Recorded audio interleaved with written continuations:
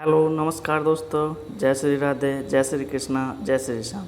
तो दोस्तों, जैसे कि आप थंबनेल में भी देख रहे होंगे, आज जो आपके लिए क्लास होगी वो आपकी है ईवीएस से रिलेटेड। और जो टॉप 30 क्वेश्चन है, ये दोस्तों कौन से क्वेश्चन हैं जो आपके PYQ यानी प्रीवियस ईयर क्वेश्चन पेपर हैं, जो कि आपके प्रीवियस ईयर में आपके एग्ज़ाम में आ चुके हैं। तो इसके बाद देखिए दोस्तों, एक एक क्वेश्चन को लेंगे और उन पे क्या करेंगे, डिटेल से थोड़ी थोड़ी चर्चा करेंगे। आपके 30 क्वेश्चन हैं, जिसमें 15 क्वेश्चन की बात करें तो आपके फैक्ट से हैं, और 15 क्वेश्चन की बात करें तो आपके पेडागॉजी से हैं। तो दोस्तों लेंगे एक एक क्वेश्चन को, बढ़ते हैं आगे वीडियो में। तो दोस्तों बात करें, सबसे पहले जो क्वेश्चन आप देख रहे होंगे यहाँ पे लिखा है, आप देख रहे होंगे लिखा है कि चिपको आंदोलन किस राज्य से संबंधित है। यदि बात करें दोस्तों तो चिपको आंदोलन उत्तराखंड राज्य से संबंधित है। बाकी कुछ और बातें, यदि चिपको आंदोलन के बारे में हम बात करें तो कुछ और बातें कर लेते हैं कि चिपको आंदोलन की बात करें तो ये इसकी शुरुआत की बात करें तो 1973 में इसकी शुरुआत हुई। इसके बाद इसकी दूसरी बात करें कि इनसे कौन कौन लोग जुड़े हुए हैं, तो इनकी बात करें तो एक सुंदर लाल बहुगुणा जेंट्स की बात करें, और लेडीज़ की बात करें तो अमृता देवी इनसे जुड़ी हुई हैं। दोनों का नाम कभी कभी पूछ लिया जाता है। और यदि एक बात और कर लें कि चिपको आंदोलन दोस्तों किस नाम पर कहा गया और इसे क्यों कहा गया। दरअसल क्या था दोस्तों, जब लोग जंगलों के पेड़ों की कटाई करते थे तो दोस्तों क्या था, वहाँ के जो जंगलवासी थे, वहाँ के रहन सहन वाले, वो क्या करते थे, पेड़ों से चिपक जाते थे। पेड़ों से बचाने के लिए, उन्हें कटने से बचाने के लिए चिपक जाते थे, तभी से इसका नाम चिपको आंदोलन पड़ गया। और इसका इमेज भी हम आपको दिखाएंगे। ये देखिए, इस तरह से आप इसका इमेज भी देख पा रहे होंगे, ये चिपको आंदोलन से रिलेटेड है। इसके बाद क्वेश्चन नंबर 2 ले लेंगे दोस्तों। लिखा है यहाँ पर, आप देख सकते हैं कि क्वेश्चन नंबर 2 में लिखा है कि निम्नलिखित में से कौन सी एयरलाइंस वर्तमान में सेवा में नहीं है। एयरलाइंस की बात कर लें, ऐसी जो है आपकी सेवा, वायुयान सेवा, जो हमें हवाई जहाज़ की यात्रा कराती है, यानी वायु यात्रा कराती है। तो यदि बात कर लें एयर इंडिया की बात करें तो दोस्तों इस समय फ़िलहाल है, किंगफिशर भी इस समय सेवा दे रही है, बट एयर सहारा इस समय आपकी जो है क्या नहीं कि आपकी सेवा नहीं दे रही। तो इसलिए राइट आंसर ये होंगे। और जेट की बात करें तो ये सहारा जेट, सॉरी दोस्तों, सहारा नहीं, सहारा इंडिया तो क्या थी, एयर सहारा तो अब सेवा नहीं दे रही, तो राइट आंसर ये हो जाएगा। बट जेट जो है वो स्पाइस जेट के बारे में है, जो आपकी या अभी भी सेवा दे रही है। बात करें एयर सहारा इस समय सेवा नहीं दे रही है। इसके बाद एयर सहारा का पिछला नाम यदि बात करें तो इसका नाम था दोस्तों जेट एयरवेज। और इसका इमेज भी यहाँ पे आप देख सकते हैं, ये एयर सहारा का इमेज है, यहाँ पे एयर सहारा लिखा होता था। तो दोस्तों ये इस समय सेवा में नहीं है। इसके बाद नंबर 3 क्वेश्चन पर बात कर लेते हैं। क्वेश्चन नंबर 3 कहता है कि निम्न में से कौन सुमेलित नहीं है। ये इसका मतलब क्या है, कहना चाह रहा है दोस्तों कि कौन सा, जैसे कि जूट, रेशमी वस्त्र, यानी कौन किसके काम सही आता है, बिल्कुल सही है या गलत है। तो यदि बात कर लें जूट से क्या रेशम वस्त्र बनते हैं दोस्तों, आप भी जानते हो कि रेशम वस्त्र जूट से नहीं बनते। तो इसी वजह से ये राइट आंसर हो जाएगा, क्योंकि नहीं पूछा गया है। यहाँ देख रहे होगा आप कि नहीं पूछा गया है, इसलिए यहाँ पर ये राइट आंसर हो जाएगा। जबकि बात करें गन्ना से चीनी बनती है, और अभ्रक से विद्युत उपकरण बनता है, यानी विद्युत उपकरण में काम आता है अभ्रक। और एक और ऑप्शन है जो लिखा है कपास से सूती वस्त्र बनते हैं, ये भी आपका कपास से सूती ही वस्त्र बनते हैं, इसमें नहीं पूछा गया था दोस्तों। देखिए रेशम जो मिलता है इन रेशम के कीटों से मिलता है। एक बात और करें, ये रेशम के कीट जो मिलते हैं दोस्तों शहतूत के पेड़ पर ये होते हैं। और इनकी एक खासियत और है कि ये रेशम का जो कीड़ा होता है, रेशम का कीड़ा जो होता है दोस्तों, वो अपने जो नर कीट होती है उसकी जो गंध है जो दूर से सूंघ लेता है और उसके ढूंढ लेता है। इसके बाद आगे बात करें दोस्तों, क्वेश्चन नंबर 4 ले लेते हैं। लिखा है कि बिहार राज्य में स्थित भारत का सबसे लंबा सड़क पुल है। देखिए दोस्तों, ये सीटेट का है, तो इसमें किसी भी राज्य का कुछ भी पूछा जा सकता है, ना बिहार ना कि किसी भी राज्य का पूछा जा सकता है।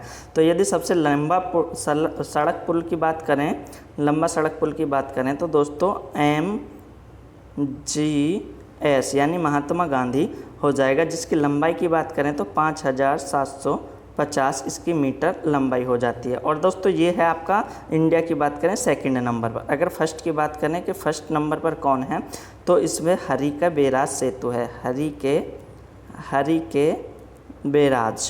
हरिके बेराज जो कि दोस्तों कहाँ है, असम, दोस्तों असम राज्य में है। और इसकी लंबाई की यदि हम बात कर लें तो इसकी लंबाई लगभग 9112 मीटर है। तो ये नंबर 1 पर हो जाएगा जो इंडिया में सबसे लंबा पुल है। इसके बाद आगे बात कर लें, देखिए ये महात्मा गांधी पुल का जो है आपको इमेज भी यहाँ पे दिखाई दे रहा होगा। इसके बाद आगे कर लें नंबर 5 नंबर क्वेश्चन। बहुत अच्छा क्वेश्चन है दोस्तों, इस क्वेश्चन से आपके कई नंबर क्लियर हो जाएंगे। लिखा है किस विटामिन की कमी से घाव से रक्त का बहना नहीं रुकता, यानी अगर हमारे चोट लग जाती है तो उसका रक्त का बहाव नहीं रुक पाता, किस विटामिन की कमी से। बात कर लें तो दोस्तों यदि विटामिन ए की बात करें तो इससे कौन सा रोग होता है दोस्तों, इससे होता है रतौंधी,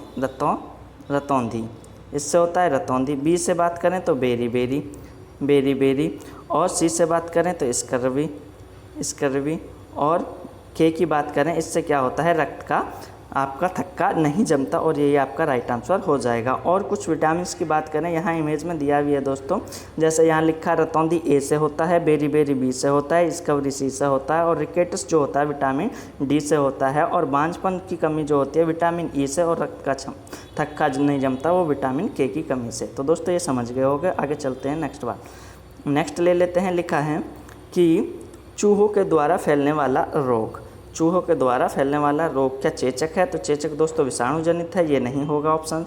मलेरिया मच्छरों से आता है, ये नहीं होगा। प्लेग आपका चूहे और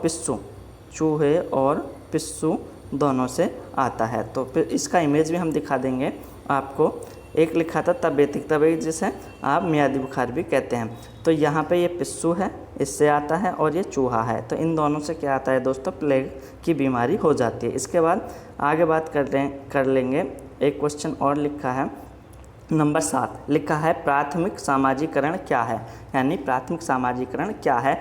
यदि बात करें क्या शुरुआती आयु में परिवार एवं मित्रों से सीखना, या दूसरा किशोर अवस्था में समाज से सीखना, या प्राथमिक स्तर पर समाज से सीखना, या डी शिक्षकों द्वारा अनुसरण करना। तो दोस्तों देखिए ये कुछ जो है पेडागॉजिकल क्वेश्चन है या व्यवहारिक क्वेश्चन है। इसका क्या करेंगे, हम ऐसा ऑप्शन चुनेंगे जिसमें ज़्यादा से ज़्यादा परिवेश समाहित हो। तो बात कर लें तो शुरुआती आयु में बच्चे क्या करते हैं, परिवार और मित्रों से सीखते हैं, और यही समाज का हिस्सा होते हैं। तो इसलिए ये ऑप्शन आपका राइट हो जाएगा 1 नंबर।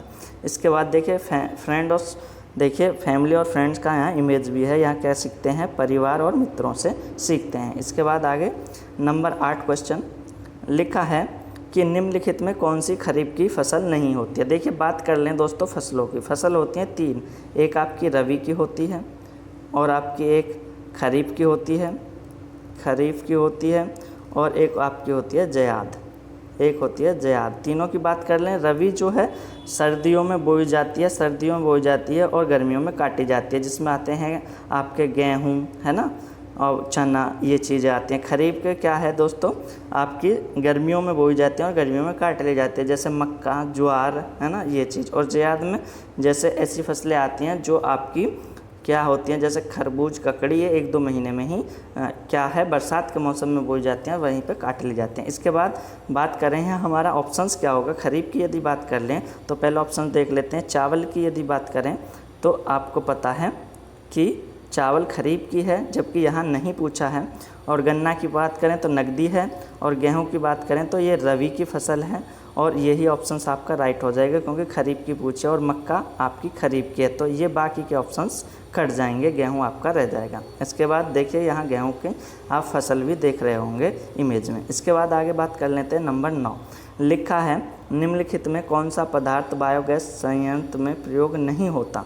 तो बात करें क्या पशुमल, खनिज तेल, जैव कचरा, मानव मल। तो बायोगैस संयंत्र की बात कर लें, इसमें क्या होता है दोस्तों, इस तरह का एक क्या होता है, इस डिब्बा सा बना होता है, इसमें क्या गोबर वगैरह कचरा डाल दिया जाता है, और इसमें पानी डाल दिया जाता है। ऊपर से इस तरह से एक क्या निकाल दी जाती है, पाइप निकाल दी जाती है, और यहाँ पे एक चूल्हा लगा दिया जाता है। कुछ दिनों बाद ये गैस बन करके इसमें यहाँ पाइप में चूल्हे में पहुँच जाते हैं, जिससे जलाकर हम खाना बना सकते हैं। तो इस तरह का होता है आपका बायोगैस संयंत्र। तो इसमें खनिज तेल का हम उपयोग नहीं करते, इसलिए राइट आंसर ये आपका हो जाएगा। इसका इमेज भी हम आपको दिखाना चाहेंगे दोस्तों।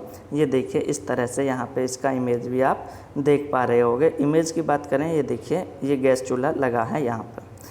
इसके बाद आगे बात करते हैं नंबर 10 पर।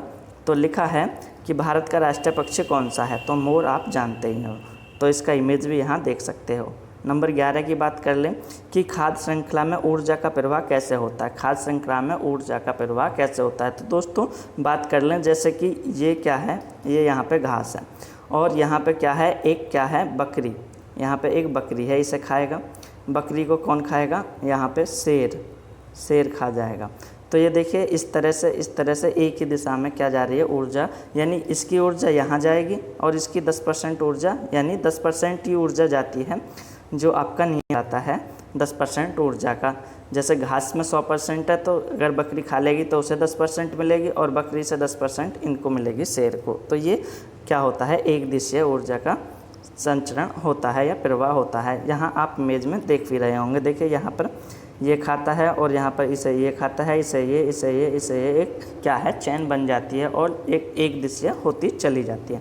इसके बाद आगे बात करें, पारितंत्र में ऊर्जा का प्राथमिक स्रोत है। पारितंत्र में ऊर्जा का स्रोत है। तो सबसे पहले यदि हम पारितंत्र की बात करें तो ऐसा परिवेश जहाँ पर जैविक अजैविक दोनों घटक होते हों, जैविक और अजैविक दोनों घटक पाए जाते हों, ऐसा परिवेश क्या कहलाता है, पारितंत्र। और जैविक में क्या है, जो लोग यानी जो भी वस्तुएं सांस लेती हैं, जो भी जीव सांस लेती हैं वो जैविक में आ जाती हैं और जो सांस नहीं लेती वो अजैविक में आ जाती है। अब प्रश्न की बात कर लें कि परितंत्र में ऊर्जा का प्राथमिक स्रोत क्या है, तो वो जैविक भी हो सकता है, अजैविक भी। बात कर लें तो सूर्य सबसे क्या है दोस्तों, प्राथमिक स्रोत है, क्योंकि सभी को सूर्य ऊर्जा प्रदान करता है और इसी के द्वारा पूरी पृथ्वी पर जीवन प्रक्रिया चलती रहती है। इसके बाद आगे बात कर लें नेक्स्ट क्वेश्चन पर। देखिए ये सूर्य का इमेज आप यहाँ पे देख रहे होंगे। इसके बाद आगे लिखा है क्वेश्चन, फिर बिहार से क्वेश्चन है। बिहार राज्य में लीची के उत्पादन में कौन सा राज्य या जिला अग्रणीय? राज्य तो नहीं है बट जिला इसने दे रखा। यदि बात करें लीची की, तो लीची की दोस्तों बात करें तो ये जो प्रमुख फल है ये कहाँ का है, चीन का। और फर्स्ट नंबर पे चीन इसकी खेती करता है और सेकंड नंबर पे भारत इसकी खेती करता है।